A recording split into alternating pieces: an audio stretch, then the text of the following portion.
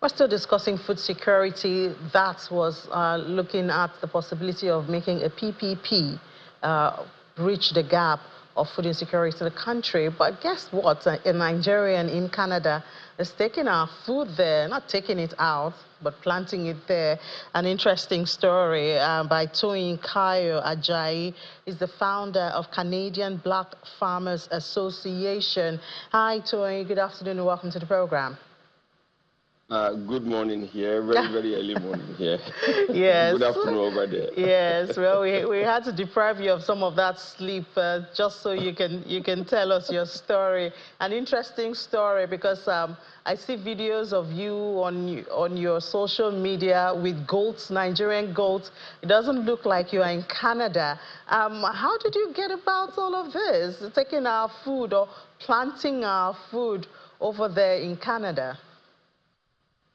Thank you for having me. I really appreciate this, and it's a great honor to have me here. I've been in Canada for like close to 24, 25 years now, and I've been farming in Canada for 23 years.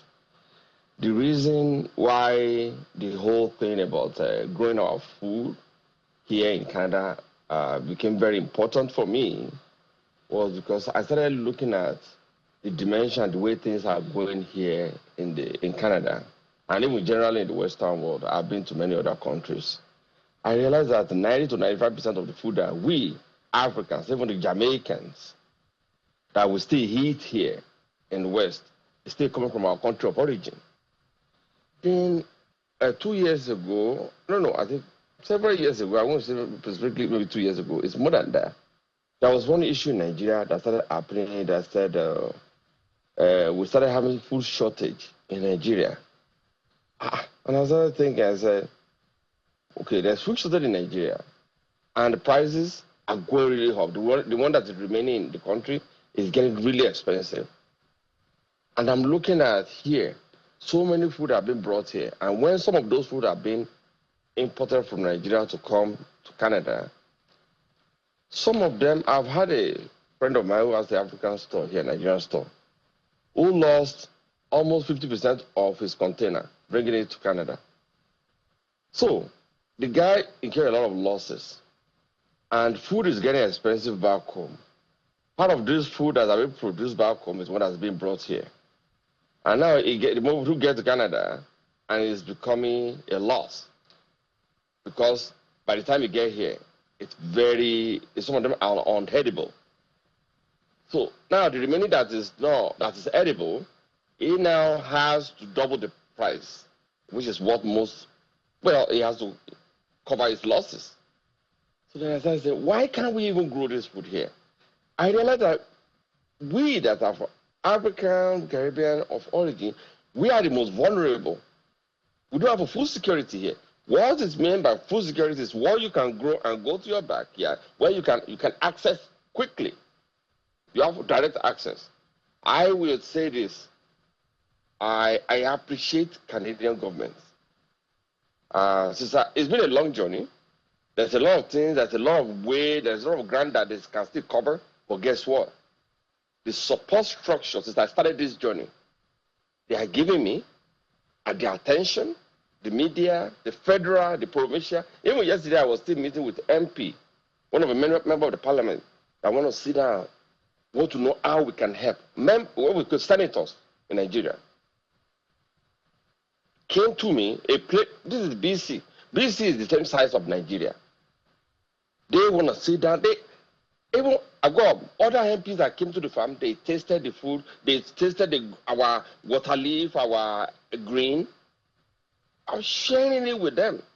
When you look at our goats, a lot of people, I'm just going to digress a little bit to the goat, Nigerian goat, a little bit. The value of that goat, I don't even think we Nigerians, our government doesn't even know the value. I will come to that later. What I'm saying in this sense is that food is getting expensive in Nigeria, but the food can still come here. What sense does that make? Our people back home that we always send money to, even what I'm buying, I remember this Christmas, past Christmas, I usually what you pay $500,000 naira for. It's now more than 1.2 million naira. 2023, 2024 Christmas, 2024, 2025 Christmas, everything has doubled in food. And there's no way. Food is the most powerful weapon. There is no, everybody must eat. So for the past 6 years, basically, I've been experimenting. Our culturally preferred food, our efo, our all kind of everything, our gari, our cassava, our yam. And I will make gari in this country.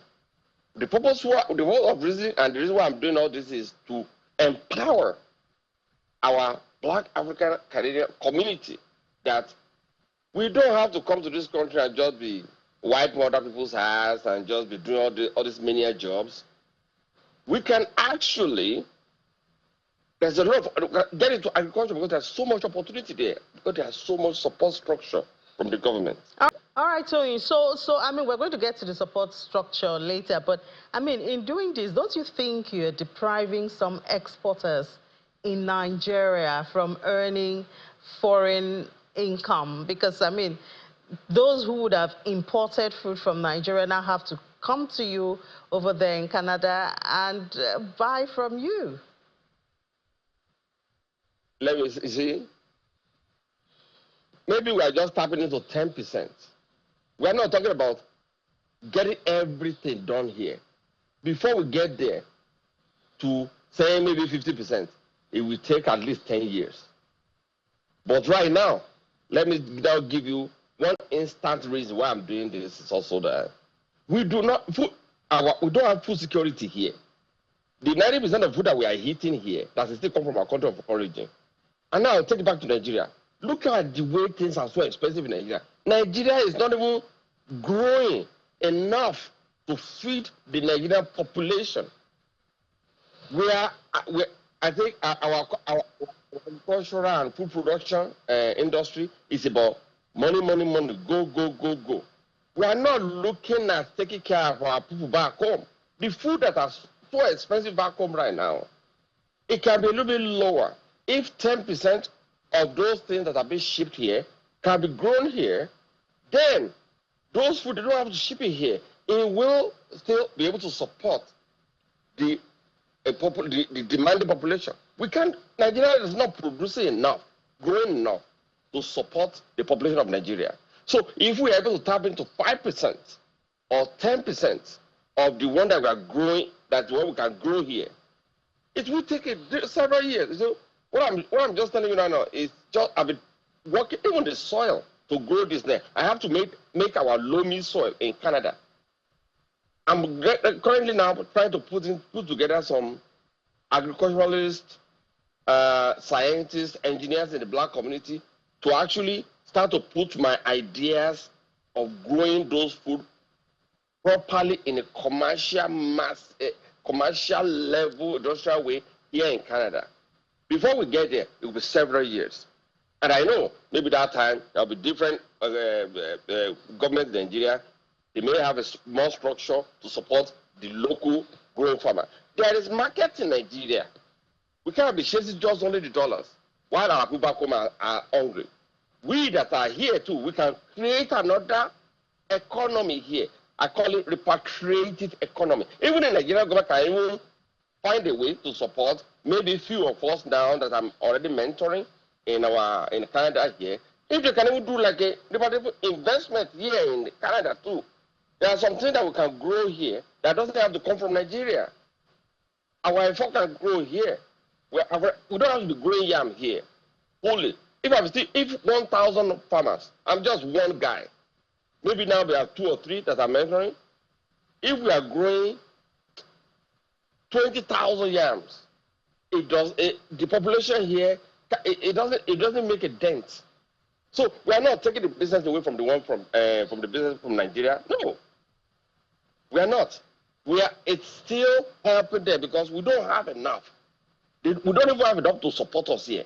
So at least for the people that are here to have enough to get it fresh locally here, and for us to create a sustainable economy.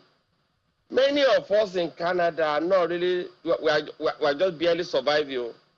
We are not thriving. Just because we are in Canada, you can ask anybody. A lot of people are suffering here. A lot of people have committed suicide between last year and now because the economy is so bad too. It's not that easy. There are people that have been in Canada for over a year and a half.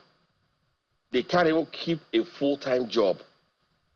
It's not that it's all rosy and okie dokie here. No. A lot of people are suffering. I have if you can, African Food Bank. I created it 5 years ago. Whenever I grow in the farm, I use it to support the community. You know, I'm not even selling this food big time now. I'm using it to support our own community, the Black Africans and Caribbeans here, because the income, the cost of living here, geez, average day a year. If I tell you how much my accountant just told me that we spent last year, it's over $200,000. Me expense. Besides government supports me, my own personal money I've spent on trying to make this happen to grow here is over $400,000.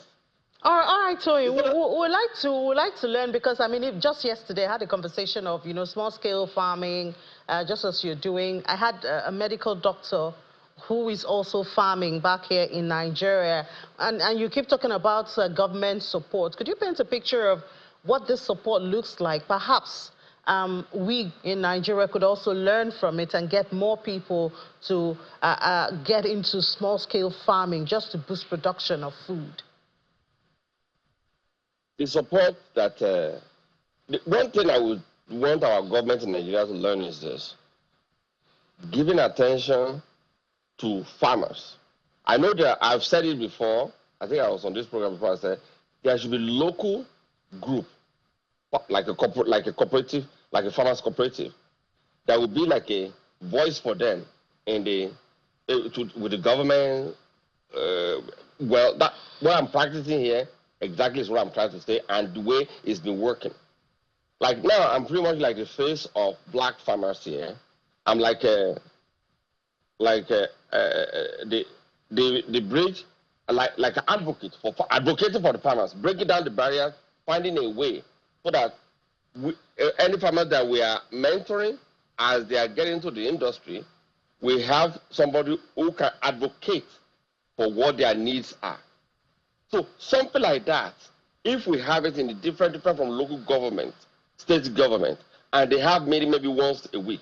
So those people will go to the government and say, these are the needs of our local small-scale growers. The government will go through that people, and then government will be very transparent and say, oh, we are supporting this. Any money government gives me now, it's already readily available. You can find those information. We give them mention on our social media. Thank you for the support, and other organizations. So the structure, that's what I see here. Government, they hear from different groups who are advocating for other smaller groups, like small-scale farmers.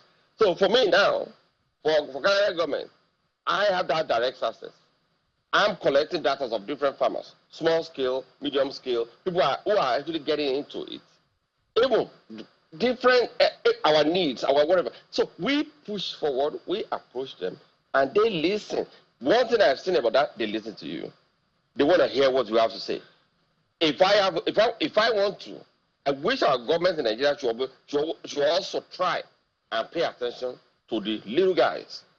The little guys are the one that is actually making things work, like creating that food chain that's making it come together. Now, corporation can do, but it starts from the little guys.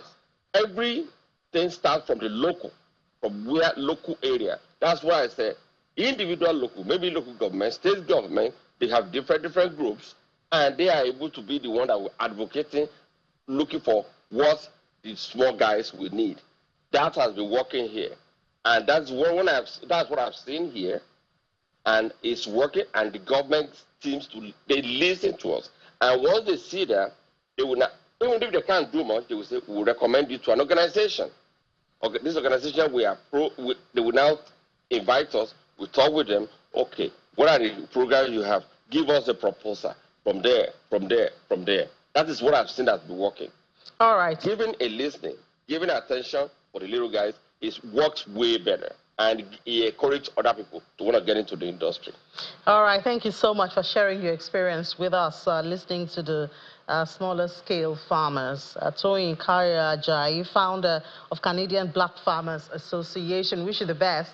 Wish you could send us some of those fresh food, but I mean, the logistics will be just too much. Thank you. Thank you for having me. All right.